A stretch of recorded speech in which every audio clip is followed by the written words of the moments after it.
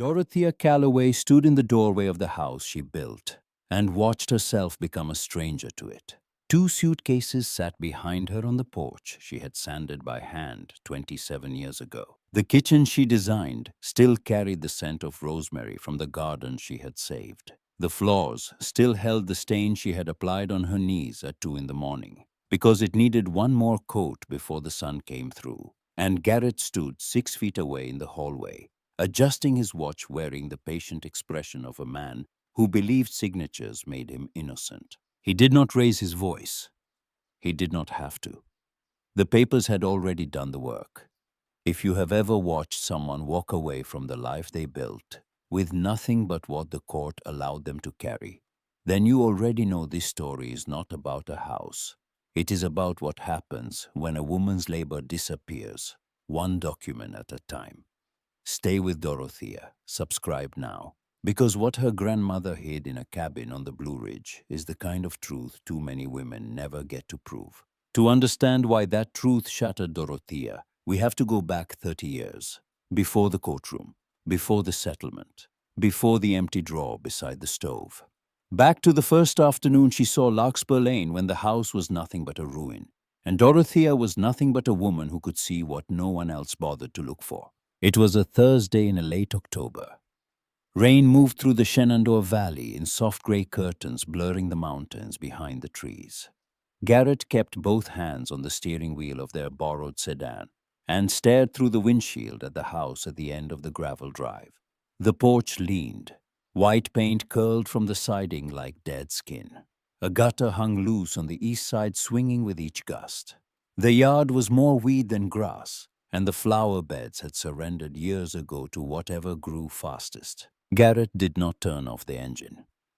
Dorothea, this is not a house. This is an insurance claim with a mailbox. But Dorothea had already stopped hearing the rain. She was looking at the oak tree in the side yard. Thick trunk, low branches, the kind of tree that held a rope swing in summer and dropped copper leaves in October, like it was paying the earth back for something.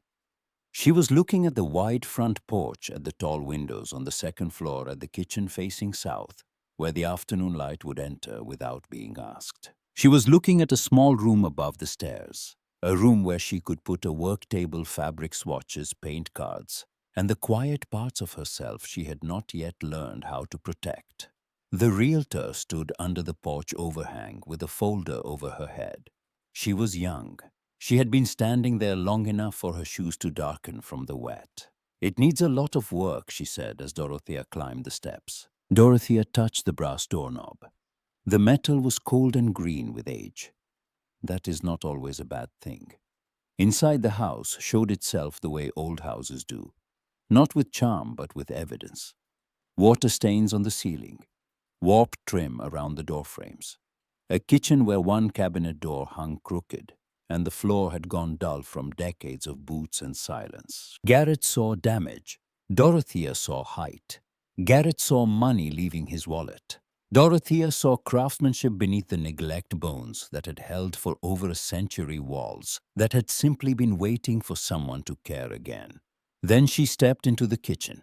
The light came through the south-facing windows, like it had been doing this for 100 years, and intended to keep going whether anyone noticed or not. Dust moved through it slowly. The counters were bare. The sink was stained. But the room had a stillness to it that was not emptiness. It was patience. Dorothea stood at the center of that room and did not move. Some places do not impress you. They recognize you. And that kitchen with its cracked tile and cloudy glass and the faintest smell of pine sap still buried in the walls recognized Dorothea before she had said a word. That night, Garrett sat at the small table in their rented duplex near Waynesboro and spread the numbers out like a verdict. Inspection estimates, repair costs, loan terms, the down payment gap they could not close no matter how many times he rearranged the columns.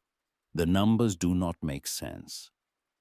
Thea. He always called her Thea when he was trying to sound gentle and final at the same time. Dorothea waited until he went to bed. Then she carried the inspection report to the kitchen phone and called Grandma Lenora. It was past 10. The line rang 4 times. Lenora picked up the way she always did mid-breath, like the phone had interrupted a thought she had been chasing since morning. Dorothea read everything: the roof estimate, the plumbing, the electrical panel that needed replacing, the termite damage along the east wall, the gap between what they had and what the house required. Lenora listened without a single interruption. No gasp, no hesitation. When Dorothea finished, the line went quiet long enough for the furnace in the duplex to click on and off. Then Lenora asked one question. Did it feel like yours? Dorothea closed her eyes. The kitchen light came back. The oak, the upstairs room, the way the floor creaked beneath the south-facing windows like the house was breathing. Yes, then come by tomorrow. The next afternoon, Dorothea drove 40 minutes into the hills past Staunton to Lenora's farmhouse. The place smelled the way it always smelled. Peppermint tea, old paper lavender tucked into drawers that had not been opened in years.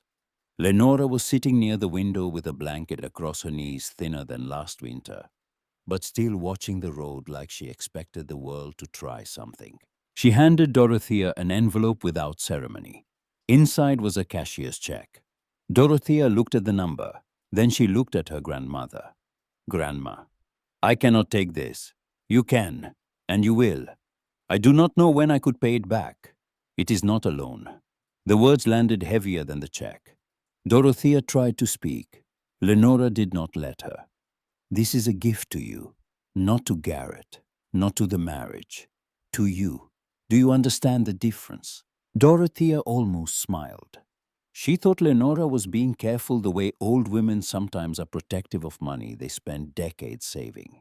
But Lenora was not smiling. Her eyes were clear and steady in a way that made polite objections feel like lies. She reached across the table and placed her hand over Dorothea's. Keep records of what you give, baby. Every receipt, every check, every hour you put into that house with your own hands. Love may be honest. Paperwork is not always kind. Then she slid a folded note across the table. On the outside, in blue ink in handwriting that had not wavered in 60 years, she had written 7 words. For the house that already knows your name. Dorothea kept that note in the second drawer beside the stove after they bought Larkspur Lane. The same drawer she would open 27 years later to find completely empty. Not messy, not rearranged, empty.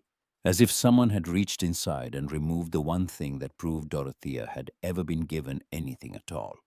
But that comes later. In those first years, Garrett did not steal Dorothea's work. He praised it. That was how it began. He stood in the kitchen while she held paint cards against the morning light and told her she had a rare eye. He watched her strip wallpaper until her shoulders ached, then stand back and tilt her head at the bare plaster, like she was listening to it decide what color it wanted to be. He watched dinner guests pause at the front door, look around the room, and ask what made the house feel so alive. In those early years, Dorothea still answered, I chose the color after watching how the light changed between 9 and noon. I found that sconce at an estate sale in Lexington. I moved the hydrangeas because the afternoon heat was scorching them against the stone. Small answers, true answers. Then Garrett learned to arrive before she finished. We worked hard on it. Or I told Thea we needed something warmer in here. Or that was part of the overall vision. The first time Dorothea barely noticed. The second time she noticed and forgave it. The third time she noticed and stayed quiet. That was the order of things in their marriage. Notice, forgive, silence, repeat. One evening in the 6th year, Garrett invited 2 real estate clients to dinner at Larkspur Lane. He was building a reputation in the Shenandoah market. Charm was his currency. Dorothea was his proof. She spent the entire day preparing, polished the floors, set the table with linen she had pressed that morning, clipped rosemary from the garden, and placed it in a small jar beside the candles. She positioned those candles where the dining room shadows fell too sharply, because she had learned years ago that the right light could make a room feel like a conversation instead of a performance. During dessert, one client leaned back in his chair, and looked around the room the way people look at something they want to own. Garrett, this house is exactly the kind of feeling you should be creating in your listings. Garrett smiled. He set down his wine glass. He looked at the room like he was seeing it for the first time, even though he had walked through it every day for 6 years without changing a single thing. That is what I have been trying to teach my team. Dorothea's hand stopped on the coffee pot. Not long enough for anyone to see, but long enough for something inside her to shift the way a foundation shifts when the soil beneath it begins to move. Not a crack, not yet. Just the first quiet separation between what holds and what is about to give. He had not simply accepted a compliment. He had taken the room she made and turned it into evidence of his talent. And the two clients nodded, and Garrett poured more wine, and Dorothea carried the coffee pot back to the kitchen and stood alone beside the stove and said nothing. That was the night the table in the kitchen stopped being just a table. It became the surface where Garrett's success was assembled from Dorothea's hands. The next week, he brought home photographs of a listing near Wintergreen. A large property, cold staging, empty rooms that looked expensive and unloved. Just help me warm it up, the way you do. Dorothea worked at the kitchen table until almost midnight. She rearranged the layout, softened the colors, changed the copy so buyers could imagine children in the hallway and coffee in the morning, and the smell of bread on a Sunday afternoon. She turned a brochure into a feeling. Garrett presented it Monday morning. By Friday, he had the client. By Saturday, he had the praise. By the following month, he had a new line on his company website. Creative Property Positioning by Garrett Calloway. Dorothea stared at those words on the screen. Her work was there. Her name was not. Garrett came up behind her and kissed the top of her head. Looks professional, does not it? She wanted to say that was mine. She wanted to say you are standing on my name. Instead, she said it looks good.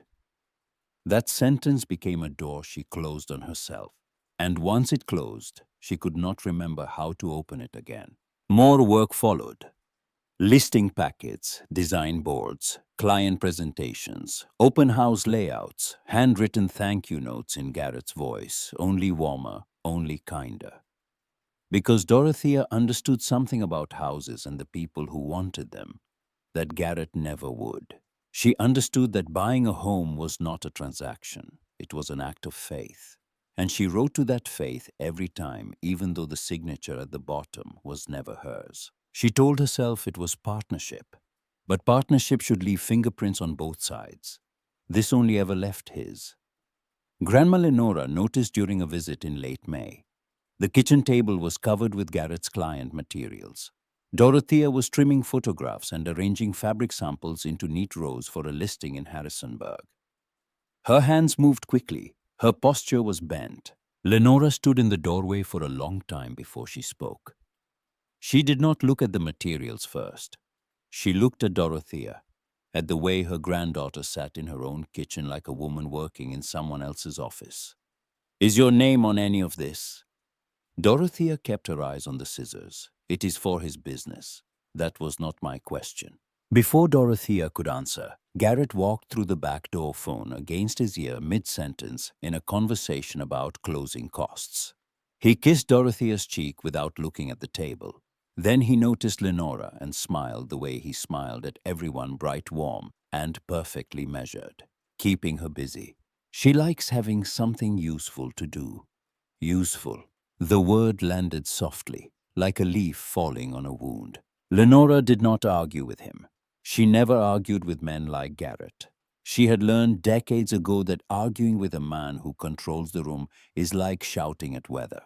It changes nothing. It exhausts you, and it gives him evidence that you are the unreasonable one.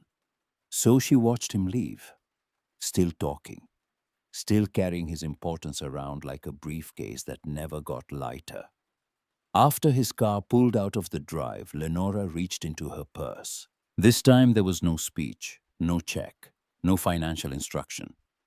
She placed a single object in Dorothea's hand and folded her granddaughter's fingers over it. An iron key, dark with age, tied with a short length of blue thread. There is a cabin past Burnsville. up toward the Blue Ridge off the gravel past the old white church. My name is the only name on it. Garrett will never think to search for it. Dorothea looked down at the key. It was heavier than it should have been. Grandma, why are you giving me this? Lenora's face softened. Not with sadness, with something older than sadness. Something that had already grieved and come out the other side carrying a shovel. Because a woman should have one door in this world that no one else controls. Dorothea wanted to laugh. She wanted to say Garrett would never do anything cruel enough to make a hidden cabin necessary. But the client packet on the kitchen table had no trace of her name, and the listing on the website carried his signature over her sentences. And the word useful was still hanging in the air like smoke from a fire no one had admitted was burning. For the first time, the key in her palm did not feel dramatic. It felt like the only honest thing in the room. She closed her fingers around it. The iron pressed cold against her skin. Behind her, the kitchen table sat covered with Garrett's papers, arranged in perfect little stacks by the woman whose name appeared on none of them. And somewhere in the mountains above Burnsville, past a gravel road, Garrett had never seen a cabin weighted in the trees with a loose floorboard and a locked tin box, and a truth that Dorothea did not yet know she would one day need more than the house she was standing in. But Grandma Lenora knew. She had always known. Because Lenora had not simply handed Dorothea a key. She had handed her granddaughter the first piece of a map that led to proof Garrett could never explain away. And the second piece was already hidden beneath a kitchen table in the mountains, inside a blue folder, inside a tin box, inside a silence that had been waiting 20 years to finally speak. The first paper Garrett asked Dorothea to sign looked harmless. That was what made it easy. It came on a Tuesday evening in late October, almost exactly 7 years after they bought Larkspur Lane. Rain tapped against the kitchen windows. The house smelled of roasted chicken and lemon soap.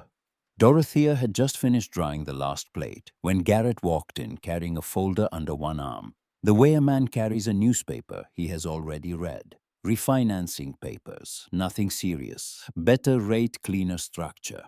Dorothea dried her hands on the dish towel. She sat at the kitchen table. Garrett opened the folder and turned pages, for her pointing where her pen should go. Here, initial here, date here. Her pen moved, then it stopped.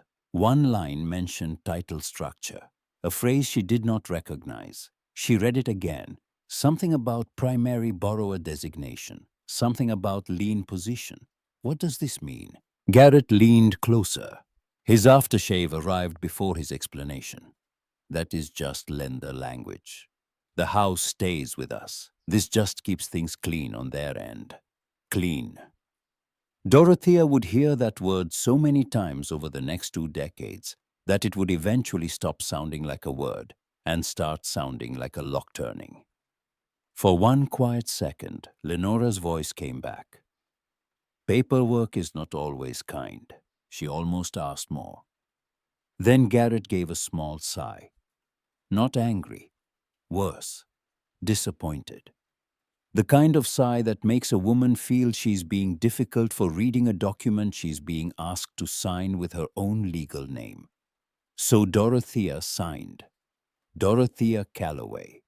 Her pen moved across the line the way water moves over a stone. Smoothly, quickly wearing something away so slowly that neither of them could see it happening. Garrett gathered the papers before the ink had fully dried. He kissed her forehead. Thank you.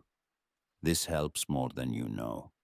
She watched him leave the kitchen with the folder, and for reasons she could not explain, the south-facing light through the window seemed thinner than it had that morning. After that night, more papers appeared. Business forms, insurance updates. A home equity adjustment, Garrett said, should have been corrected years ago. Each document arrived with the same calm voice, the same brief explanation, the same quiet pressure to trust the man who understood the numbers. Dorothea signed them all, not because she was foolish, because she was married. And marriage for 30 years had taught her that questioning Garrett's paperwork felt the same as questioning Garrett's love. He had designed it that way, not all at once, one folder at a time. During those years, Dorothea continued doing the work that made Larkspur Lane valuable. She rebuilt the garden wall after a winter storm cracked the old mortar. She replaced the upstairs bathroom tile herself, spending 3 weekends on her knees with a level and a bucket of thinset. She repainted the porch every 2 years because the Virginia humidity ate paint the way time eats promises. None of it appeared on any document. Garrett's business grew. He opened a second office in Charlottesville. His website expanded. His face appeared on bus stop benches and supermarket carts across the valley. Creative property positioning by Garrett Calloway. And behind that sentence, invisible as the nails holding the porch boards in place, Dorothea's work kept the whole thing standing. Margot was born in this fourth year at Larkspur Lane. She grew up in rooms Dorothea had shaped. She learned to walk on floors Dorothea had refinished. She pressed her small hands into the garden soil Dorothea had turned and composted and protected from deer every autumn. But Margot grew up hearing Garrett's version of things, not because he told lies, because he told incomplete truths with complete confidence, and a child cannot always hear what is missing from a sentence that sounds whole. Dad built this house, Margot said once when she was 9, showing a school friend her bedroom. Dorothea was passing in the hallway. She stopped. Garrett was downstairs on the phone. He could not have heard. But the sentence landed in Dorothea's chest and stayed there not as anger, but as something slower and heavier. A question she did not yet know how to ask. When did I disappear from my own home? She knelt and smiled at Margot's friend. We both worked on it, sweetheart. Margot glanced at her, the way children glance at corrections that do not match the story they have already learned. Then she turned back to showing her friend the closet. Years folded into each other. Dorothea stopped counting the listing packets. She stopped noticing when Garrett used her language in his presentations. She stopped reaching for credit the way a person stops reaching for a light switch in a room that has been dark long enough to navigate by memory. Then 3 months before Lenora died, Dorothea drove to Staunton. The farmhouse was quieter than before. The peppermint tea was weaker. The blanket on Lenora's knees was heavier because the body beneath it had lost the weight that once made winter a small inconvenience.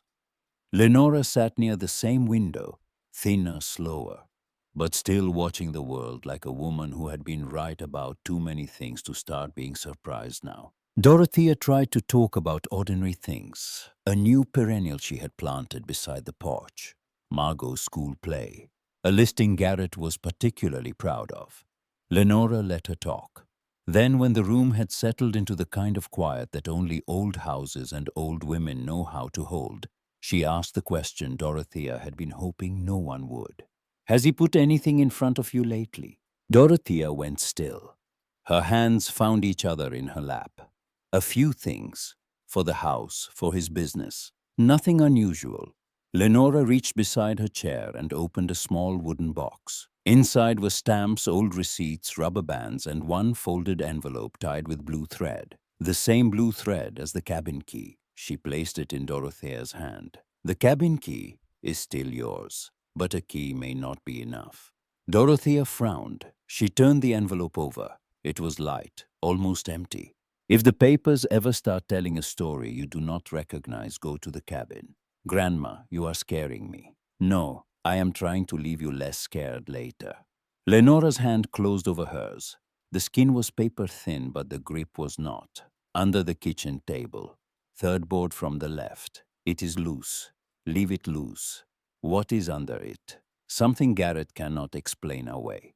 3 months later, Lenora was gone. Dorothea stood at the graveside in a black coat and held Margot's hand and watched the dirt cover the only woman who had ever told her to keep receipts for love. The envelope went into Dorothea's cedar chest unopened. She told herself Lenora had been overcautious. She told herself the warning belonged to some faraway future that might never arrive. But Garrett had already been building that future one signature at a time. And the kitchen table where Dorothea had signed every one of those documents sat in the same room where the light still came through the south-facing windows each morning, steady and unchanged. The only thing in that house that never pretended to be something it was not.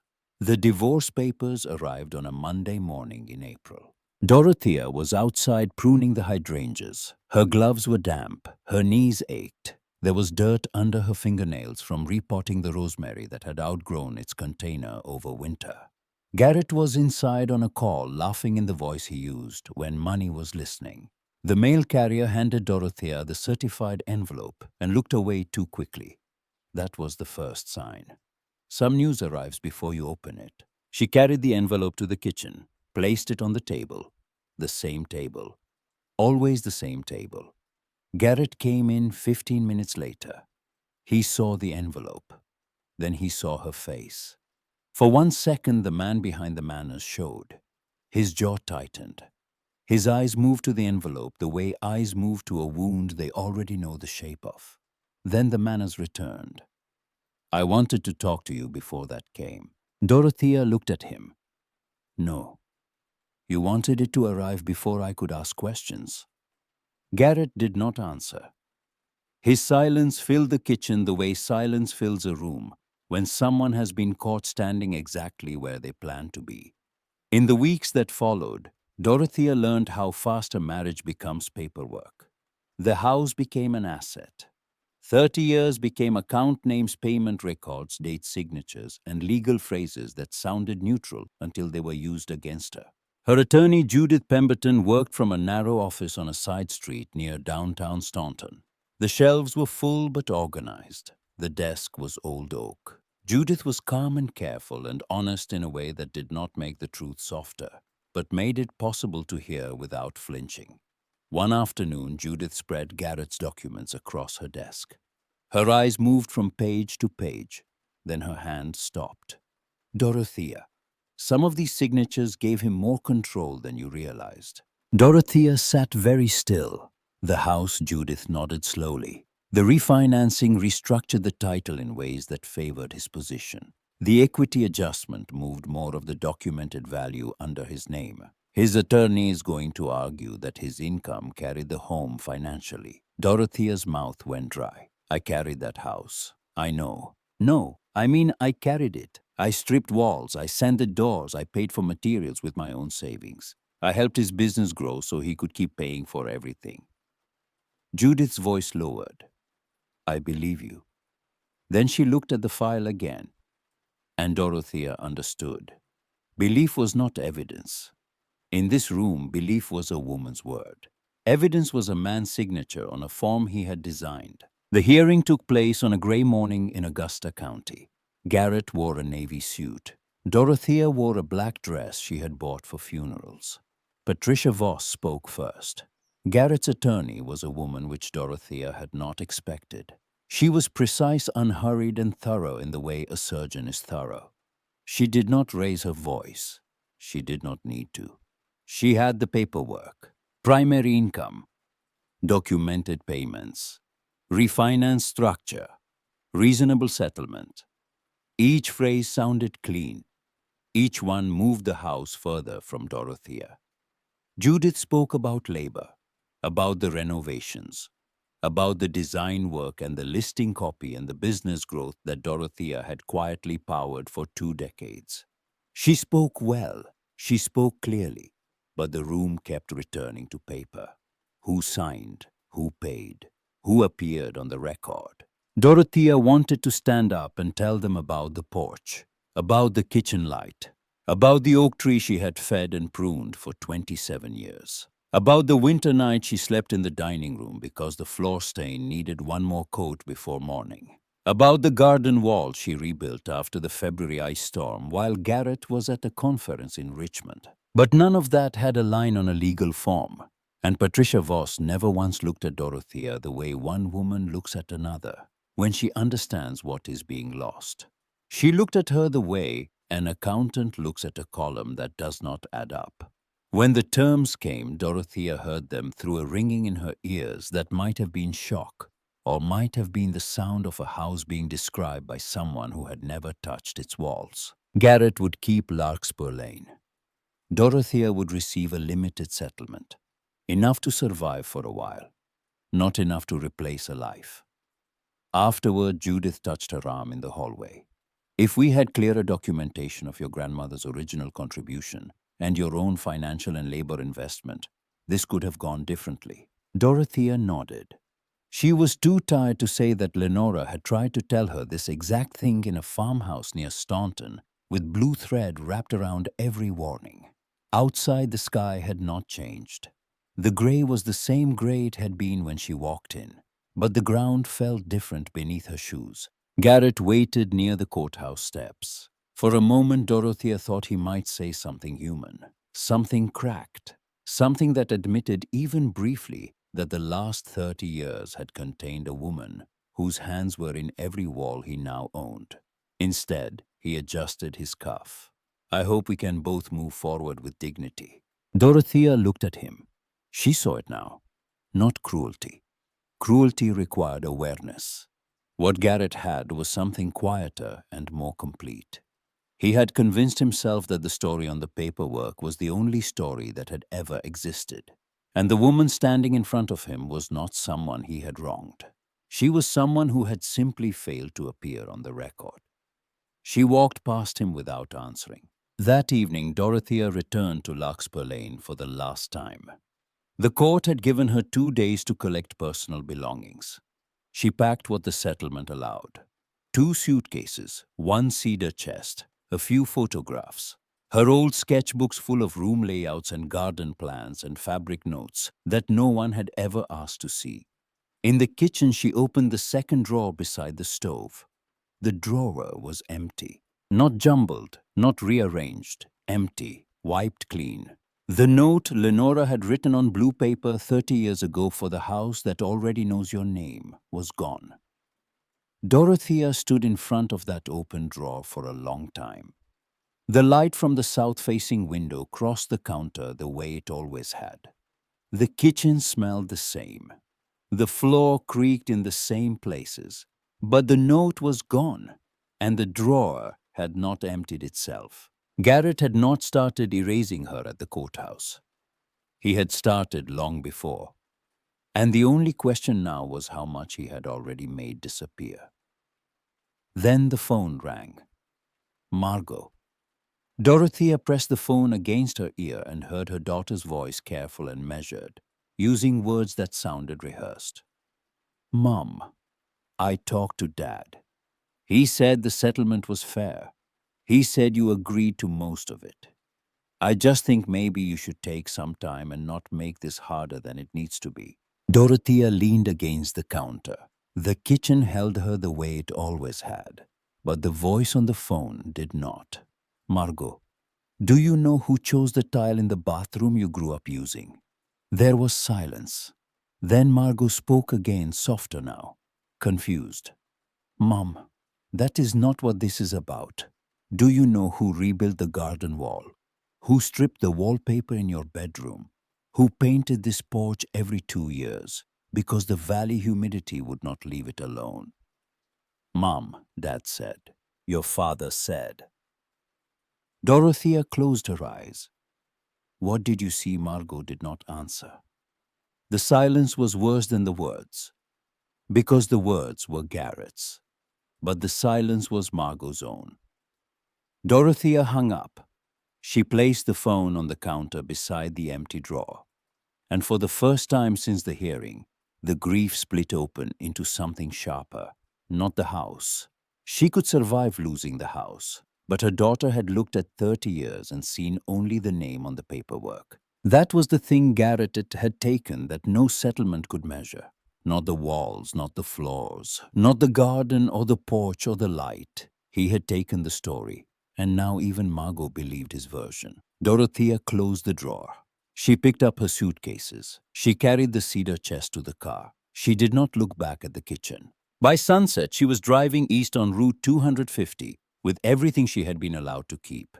2 suitcases in the back seat, 1 cedar chest in the trunk, a shrinking bank account, a car with an overdue service light. And somewhere deep in the mountains above Burnsville, a cabin she had never seen with a loose floorboard she had been told never to fix, waiting in the trees like a held breath.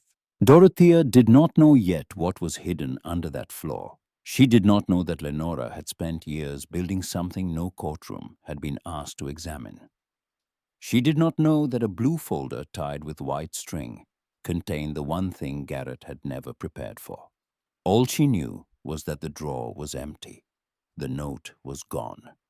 Her daughter's voice had carried someone else's words, and the iron key in her coat pocket was the only thing left that still felt like it belonged to her. The road past Burnsville did not feel like escape. It felt like driving with a question in the passenger seat and no signal to call anyone who might know the answer. Dorothea kept both hands on the wheel as morning opened slowly over the Blue Ridge. Fog sat in the hollows between ridges thick and still, like the mountains were holding something in their lungs they were not ready to release. The iron key rested in the cup holder beside a gas station receipt and a cold coffee she had forgotten to drink. Every few miles she glanced at it, not because she thought it would vanish, but because some part of her still could not believe Lenora had left a door waiting in the world for the exact moment Dorothea would have nowhere else to go. Past Burnsville, the highway narrowed. Stores gave way to barns, barns gave way to fences. Fences gave way to trees thick enough to swallow sound. Dorothea followed the hand-drawn map carefully. Beyond Caney River, left where the pavement thins. Third gravel road after the old white church. The church appeared just after noon, small, weathered clapboard, a cemetery sloping behind it with headstones older than the road. She slowed as she passed. The gravel road dipped, curved, and climbed between walls of rhododendron and pine. Branches scraped the windows. The cell signal vanished. For the first time in weeks, there was no courthouse, no attorney's office, no Garrett, no daughter repeating someone else's words. Only the road, only the key, only the map trembling slightly on the seat. After nearly 3 miles, the trees opened. The cabin stood in a clearing no bigger than a church parking lot. Dorothea stopped the car and did not move. The engine ticked. A creek ran somewhere behind the structure, water over stones, a sound so steady. It felt like it had been running since before anyone thought to build here. The cabin was smaller than she expected. Cedar siding gone silver with weather. A tin roof darkened by decades of rain. A porch with one railing loose on the left side. 2 front windows clouded with dust. It did not look valuable. It looked hidden. Those were different things, and Dorothea was only now learning to tell them apart. She stepped out.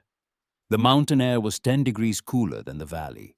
Damp leaves softened the ground beneath her shoes. The place smelled of pine sap, wet moss, and old wood that had outlasted more winters than anyone had thanked it for. On the porch, the boards groaned under her weight, but they held. The lock was old iron, dark with age. The key resisted. She turned harder.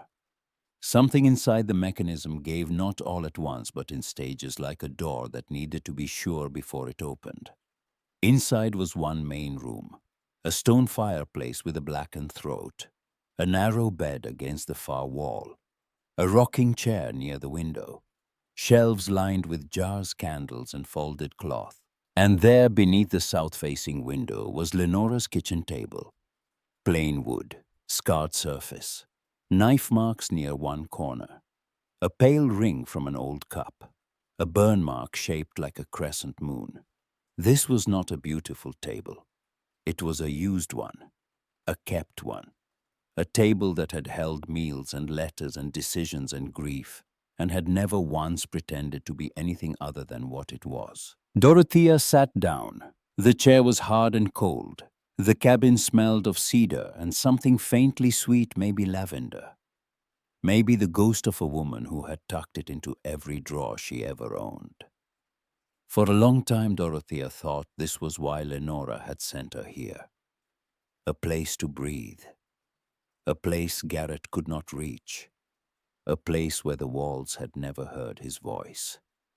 Then her eyes moved beneath the table. The floorboards ran unevenly across the room. Most were tight. One was not. Third board from the left. The words arrived exactly as Lenora had spoken them. Dorothea lowered herself to the floor. Her knees pressed into dust. Her fingers found the edge of the board. It lifted too easily, as if it had been waiting for this hand and no other. Beneath it was a shallow space lined with old newspaper, and inside that space, wrapped in oilcloth, was a locked tin box. The lid opened with the sound she felt behind her ribs. A small click, a small release, then stillness. Inside was a blue folder, faded at the corners, tied with white string. Across the front, in handwriting that had not changed in 60 years, were 7 words: "For the house they may try to take." Dorothea untied the string. The first page was a letter. "My Dorothea, if you are reading this, someone has made you feel that the life you built can be taken because your name was not placed where it should have been. I could not make you see Garrett before you were ready. A woman has to wake up in her own time. But I could keep records. I could keep proof. I could keep something safe for the day memory would not be enough." Dorothea placed one palm flat on the table.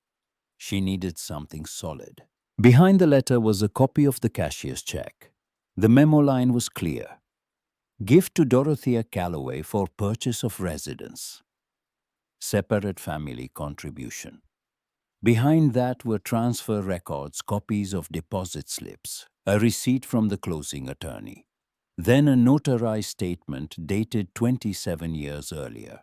Lenora's signature at the bottom, a witness signature beside it. "The funds provided to my granddaughter Dorothea Calloway are a personal family gift intended solely for her contribution toward the purchase and protection of the property known as Larkspur Lane."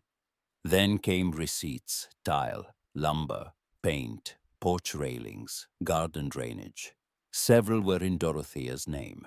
Others carried Lenora's handwriting in the margins. "Paid from Dorothea's personal account. Kitchen restoration. Front porch repair. Materials selected and purchased by Dorothea."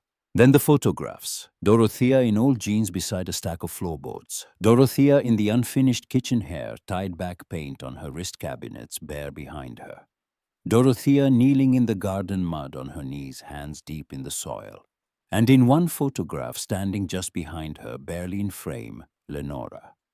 Smiling the way a woman smiles when she already knows that history will need a witness, and she has decided to be one.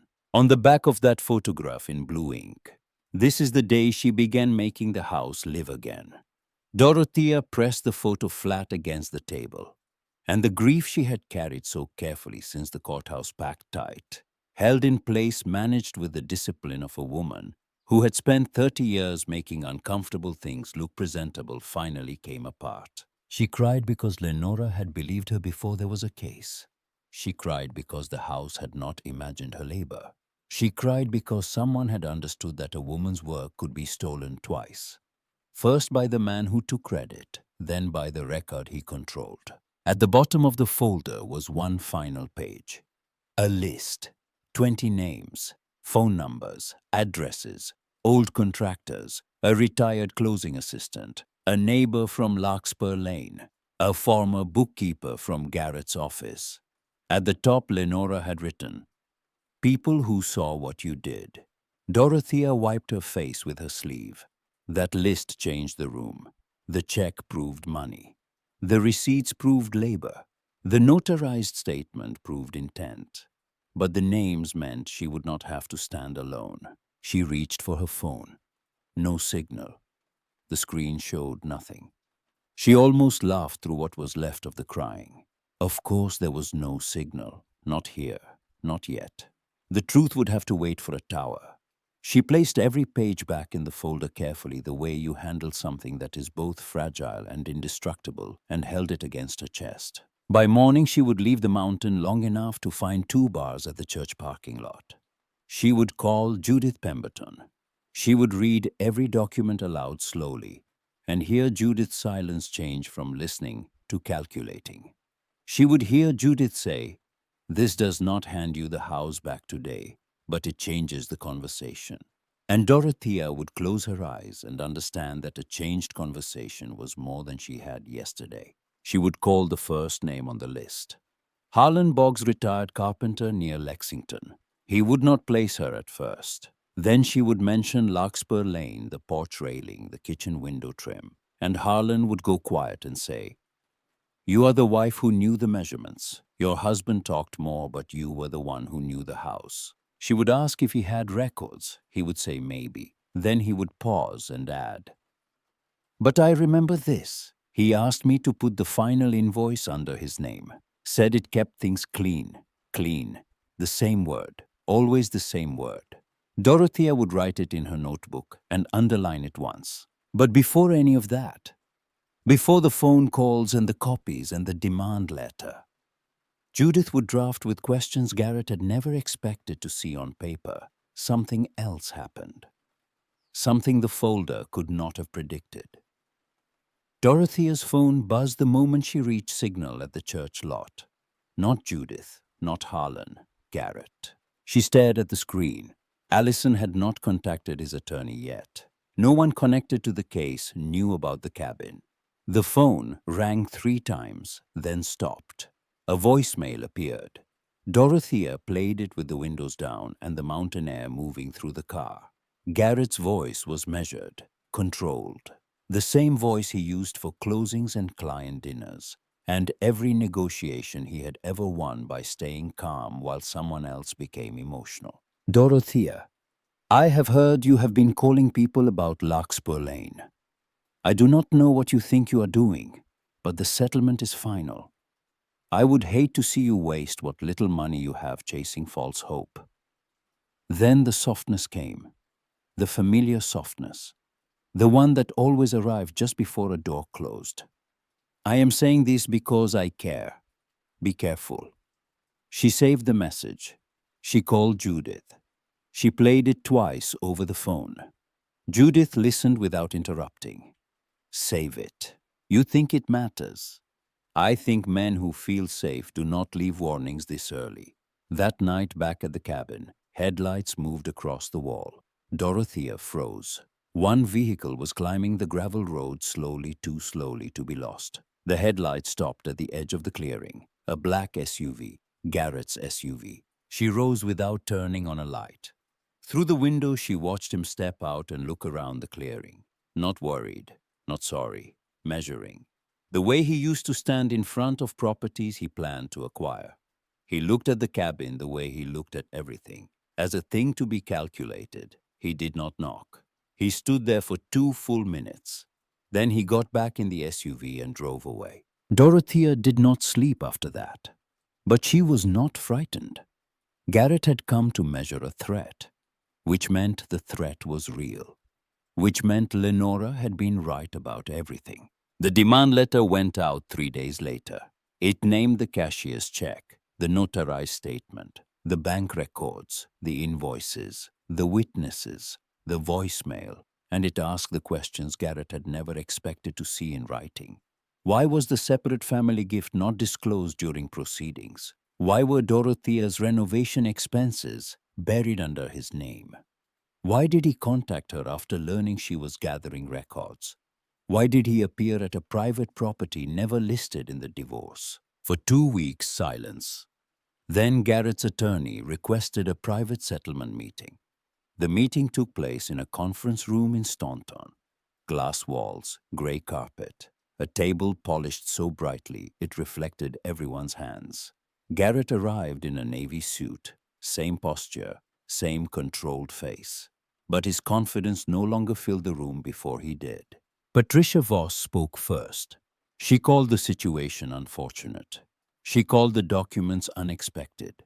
She said no one wanted to reopen painful history. Judith opened the blue folder. The first offer was low. Judith declined. The second was better. Still not enough. Then Judith placed one photograph on the table. Dorothea in the unfinished kitchen. Paint on her wrist. Cabinets bare. Light coming through the windows she had refused to replace because the old glass had a warmth that new glass would never learn. On the back in blue ink, "This is the day she began making the house live again." Garrett looked at the photograph. His mouth opened slightly, then closed. For once no ready sentence arrived. Then a phone buzzed. Dorothea looked down. A text from Margot. "Mom, I found a box of old photos in the attic. There is one of you standing in the kitchen before the cabinets were done. You look so young. You are covered in paint. I never knew you did all that. Then a second message. I am sorry, I did not see it. Dorothea placed the phone face down on the table. Her hand did not shake. But something behind her eyes shifted, and Judith saw it, and even Patricia Voss saw it, though she looked away. Dorothea spoke then, quietly, not to the attorneys, to Garrett. I am not here because I want the old house back. I love that house. I built much of what made it valuable. You know that. I know that. And now the record is going to know it too. You spent years letting me disappear from my own work. I am not asking you to become honest because it is noble. I am asking because the proof no longer gives you another choice. The final settlement came 1 week later. It did not give Dorothea every year back. No document could. But it placed one sentence into the legal record that Garrett could not soften or revise. Dorothea Calloway made substantial documented contributions to the acquisition restoration and increased value of the Larkspur Lane property. She read that sentence 3 times, not because it healed everything, because it existed, her name, her work, on the record. People expected her to want Larkspur Lane back. Judith asked carefully.